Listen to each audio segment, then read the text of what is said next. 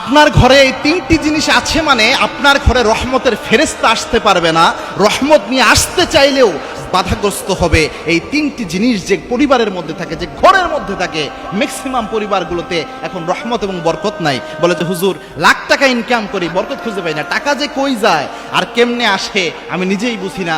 মাস শেষে দেখা যায় যে বরকত খুঁজে পাই না। অনেকে রয়েছে 5,000 10,000 টাকা ইনকাম করে, তার টাকায় বরকত থাকে, আরামায়েশে জীবন কাটায়, রোগ ব্যাধি নাই, অথচ অনেক টাকা ইনকাম করেও একটার পর একটা বিপদ লেগে থাকে এবং কোনো ধরনের বরকত থাকে না। এর কারণ কি?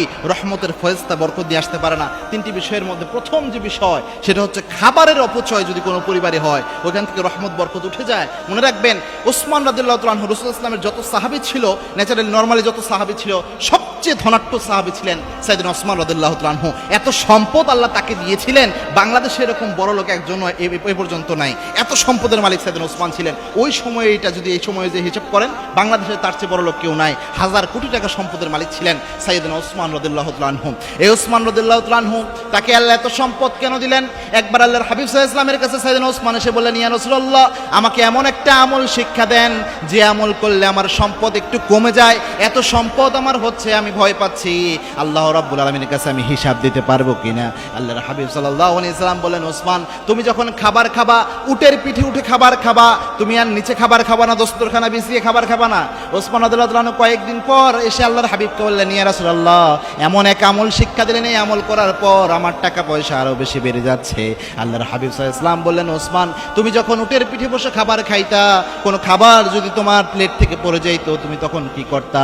ওসমান রাদিয়াল্লাহু তাআলা বললেন, ইয়া রাসূলুল্লাহ, খাবার যেহেতু আল্লাহর নিয়ামত, একটা দানাও যদি আমার পড়ে যেত, আমি উটের পিঠ থেকে নামতাম, ওই খাবারটা পরিষ্কার করে আমি আবার গ্রহণ করতাম। আল্লাহু আকবার। আল্লাহর হাবিব সাল্লাল্লাহু আলাইহি ওয়াসাল্লাম বললেন, ওসমান, তোমার রিজিক কখনো কমবে না, তোমার রিজিকে আল্লাহ বরকত বাড়িয়ে দিবেন, কেননা তুমি রিজিকের মূল্যায়ন করতে জানো। এই জন্য যদি যে পরিবারের মধ্যে রিজিকের মূল্যায়ন নাই, খাবারের অপচয় হয়, ওই পরিবারের সচরাচর রহমতের ফেরেশতা রহমত নিয়ে যায় না। 2 নাম্বার হচ্ছে যদি কোনো ঘরে ছবি বা মূর্তি থাকে, অনেক পরিবারে দেখবেন গ্লাসের ওয়াল সুকেজ যে থাকে, অথবা বিভিন্ন ধরনের যে ইগুলা রয়েছে, ফ্রেমিংগুলো করা হয় রুমের মধ্যে, ডিজাইনের যে বিভিন্ন জিনিসগুলো রয়েছে, অনেকগুলোর মধ্যেই দেখবেন যে অনেক সময় ছোট ছোট মূর্তির মতো থাকে, অথবা এমন কিছু থাকে যেগুলো প্রাণীর আকৃতি রয়েছে। আবার অনেকে ঘরের ডিজাইন এরকম ভাবে করে, বিভিন্ন ধরনের প্রাণীর ছবি, অথবা বাঘের ছবি, ভাল্লুকের ছবি, এরকম সিংহের ছবি, এরকম জিনিস দেয়। আবার অনেকে রয়েছে ঘরে অনেক শোপিস রাখে, এই শোপিসগুলোর মধ্যে অনেক সময় মূর্তি থাকে। আবার বাচ্চাদেরকে অনেকে পুতুল কিনে দেয়